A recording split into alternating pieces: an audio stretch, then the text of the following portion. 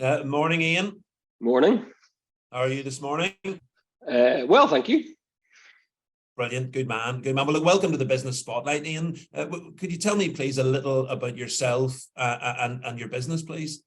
Sure, of course. I guess I'm a founder, right? Like I'm an entrepreneur. I built and sold my last company, and now I spend most of my time helping young founders with their companies now. So my current role is I'm managing director of what's called the National Digital Research Centre, NDRC, which is based in the Dogpatch Labs in Dublin. And what we do is we help early stage technology companies, primarily software companies. We put them through an intensive course, and then we invest in each of their businesses and help them raise venture capital. And how long have you been involved in that type of business for?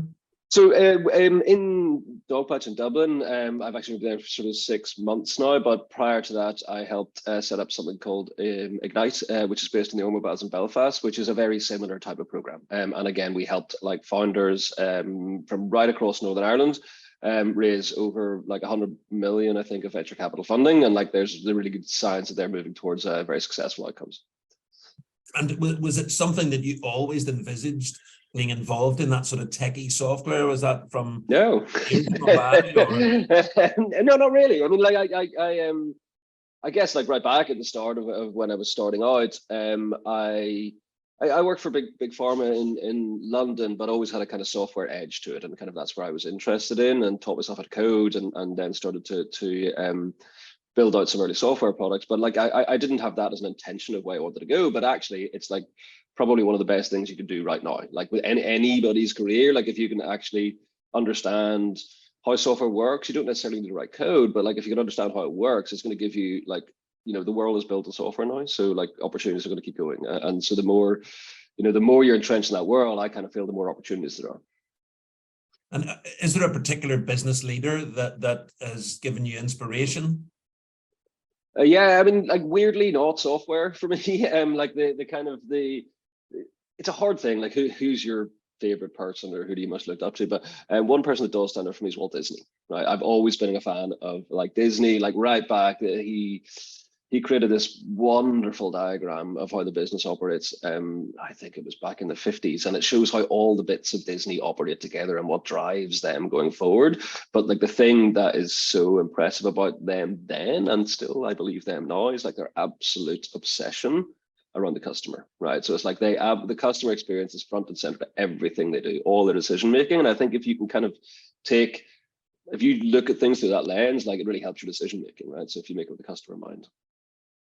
Brilliant, a great example. I haven't had that one before, but fantastic. And the Disney model itself is absolutely riveting. It's brilliant. And I mean, like actually, and so the CEO currently is a guy called Bob Iger, who's just gone back to be CEO of Disney again. And like he really still lives those values actually, and wrote a great book about his career. It was published last year.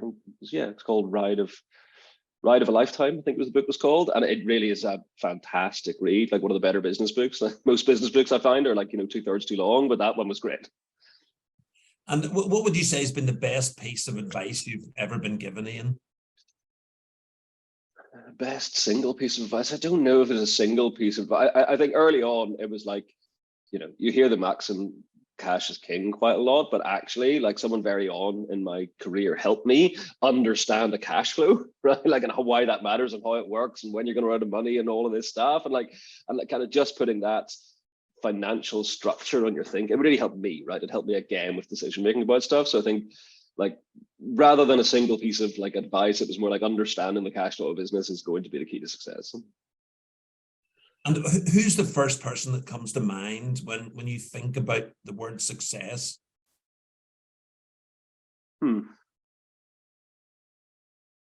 mean, I don't think there's a right answer to that. Again, I think there's people who are very successful in different fields that I admire and look up to, like right from, like if you think about it in like a sporting context or in an art context, but in a business context, I'm going to come back to Disney again, right? Like it's just like it's something that I still think they're a super successful company that live and breathe the brand, and so like that to me is success, and it's not so much a person as it is a company.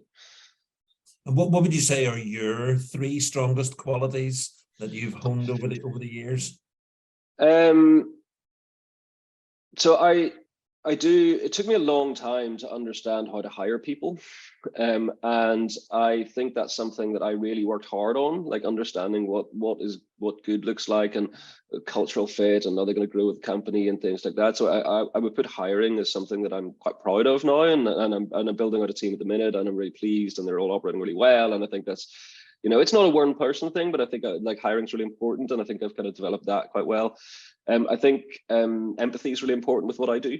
So like I'm kind of having to deal with people who are like on a roller coaster of a journey. Some days everything's going great, it's all wonderful, and the next day, we're this whole thing is going down the pan, and need something about it. So I think having been through it myself, like having been a founder and grown a company and done that stuff, like I think that gives me a certain empathy with the people that are doing it now, and that allows me to kind of build a sort of bond of trust with them, and that's quite good. So those are kind of the two things rather than three. I think those two things are very important. And who would be the ideal customer for Dogpatch Labs to be able to help? Who would be the ideal customer client? So I'm there's two things that I particularly look for when I'm talking to see, because I'm investing in the business, right? So I need to see a success out of that, and probably the two qualities that I see often lacking in a lot of people, but are really important with what I do, are people who are ambitious, right? They don't just want to build something small and just keep on doing that stuff. They want a big global company. They want to go big. It's like, so that ambition is really, really important. So kind of ambition's one thing, and curiosity is the other thing, right? So like most of the good sort of startup founders I know, like they're really curious about how things work. They can give them an answer, and then they say, how does that work? And then how does that work? And then how does that work? And so I like that kind of ambition and curiosity are kind of two really key traits to a good startup founder. And it's interesting just how often curiosity comes up. I'm really passionate. Oh, really? Oh yeah, my stock answer to that is curiosity is such a strong trait to have.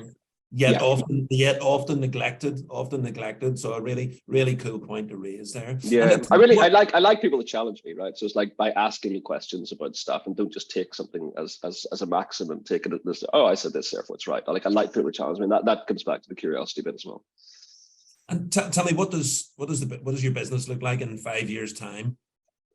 That's difficult to say, if I'm being honest. So it's not this is not a normal business where I'm kind of looking to like, oh, I'm just going to add some more customers next year and then add some more the year after and grow in that way. Like this is more about building this kind of startup ecosystem. And so in an ideal world for me, it's like actually I'm doing what I'm doing now based out of Dublin and covering most of the south of Ireland.